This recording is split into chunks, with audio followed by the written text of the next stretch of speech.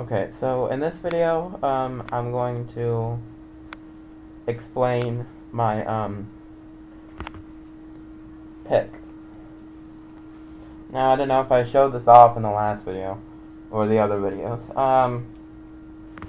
So it's a double port line. I don't know if you guys can really see the entrance.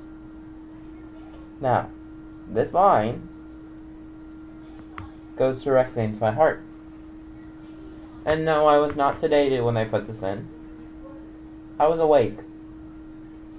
Although this hospital does it a lot better than the other branch hospitals. Now, the pick isn't the only thing I'm going to cover in this video. This video is going to be titled 2020. Now, to go over the pick briefly, the pick is basically a permanent IV. Well, I wouldn't say permanent, because a port is a permanent IV. This pick can last for 6 months to a year before it has to be replaced. Now, the reason why I got that is because my veins are shot. They're snapped, they're flat, they're gone. From all the infusions I've gotten, they're gone. So, they don't have any veins. It took them 8 tries to get an IV done in the ER. And that was with an ultrasound. So, my veins just, since I was going to be here for a while, they just put one in. They gave me happy juice. So that was pretty fun. Okay, now, back to the main point of this video. The reason why I'm naming this video 2020 is because 2020 was one of my most hectic years. It was... Oh no. Sorry. It was 2021. 2020 was when I was getting off my TPN. I'm going to go back to when I first started TPN. Now, originally it was only supposed to be there for 6 months. Now, it was longer than that. Woo, it was like 2.5 years. So, yeah, it was not. My organs were starting to shut down because they weren't running anything. So, yes. I got off TPN around 2020, and then 2021 was one of my worst years. Because I had 5 surgeries in the course of 6 months. Now, for those non-doctor, non-nursing, non-medical field people, normally I have to wait 6 to 8 months before getting another operation. No. Now, I was at Sharp Coronado Hospital, San Diego, California, when I had a prolapse. Basically, my intestine came out of my asshole. Yes, that's possible. Now, it, got stuck. I'm gonna go back in. So, I called 911. They took me to Sharp Coronado. They got it to go back in mid-ride. And they did a scope, a colonoscopy, to look at the prolapse and just see how far it was coming out. And they said, it's far enough to the point where we need to do surgery. So we're going to admit you. And I'm like, okay, cool, whatever, you know. So they admitted me. I signed all the paperwork. I don't remember the name of the surgery. It was something octomy, something like that. Now, yeah, well, so for up front, I hate CTs. They scare the living crap out of me. I'm always afraid that the giant magnet's gonna fall through the machine. I know that's very unlikely, but that's just what I thought. So, yeah, it was a mess. Because after the surgery, so the surgery itself went well. But,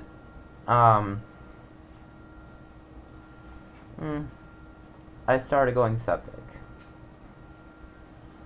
Yes, I started going septic. I had 101 fevers, 102 fevers, 103 fevers.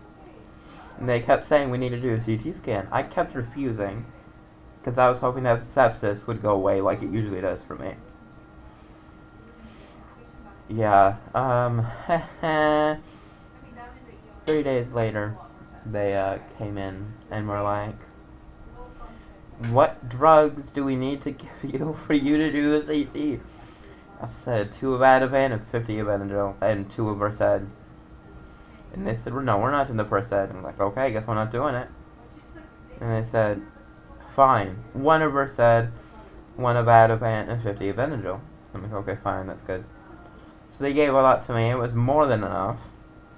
They did the CT. Keep in mind, this is on a Sunday at a 3-floor cube hospital. No helipad, a 6-bed ER. That's it. And I see a gurney pull up to my door. And I'm like, and the hospitalist came in, and I'm like, this can't be good, can it? He said, we called in your surgeon, where they had sewed your prolapse to your abdominal wall. It ripped the abdominal wall in half, and now you're leaking blood, gas, and stool. And I'm like, so that's why I look pregnant?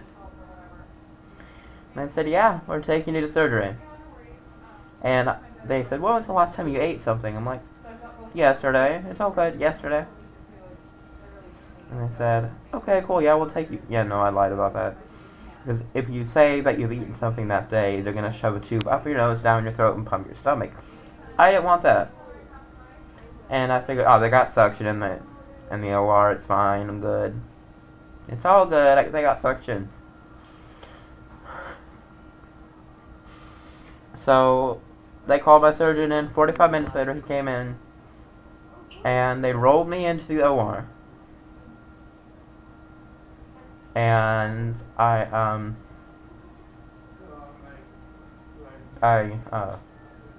saw the tools, the clamps, the scalpel, the knives, the scissors, the gauze, the suction, and they had everything running. And I said, can you go slow? And they just shot the propofol in, knocked me the hell out. And, you know, they fixed it by giving me an ileostomy bag. Now, difference, quick explanation. The difference between a colostomy and an ileostomy. Colostomy is with the colon. Ileostomy can be done with the ileum or the small intestine. Just clarification there. Yeah, and then I had to get that resected, and then the resection caused a trauma surgery at children. No, not children's. At Scripps Mercy List. Yep. And then that trauma surgery. After that, I went to Memorial for bleeding. And I went into a complete hallucination attack. Did not know I was doing this. I had so much adrenaline, I didn't feel anything. I took a butter knife and stabbed open my incision and just went everywhere. To the point my guts were hanging out.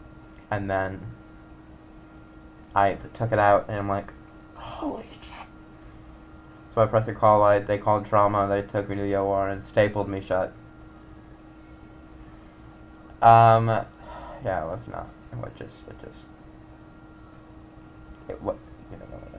good. But yeah, that's pretty much all for this video. After I got my pain meds at 12, I'm gonna do another video so you guys can see the effects. Because I get 0.5 of Dilaudid every 4 hours. But yeah, that's all for this video. Hope you guys enjoyed. I'm gonna post this on YouTube and my TikTok. Okay? Bye!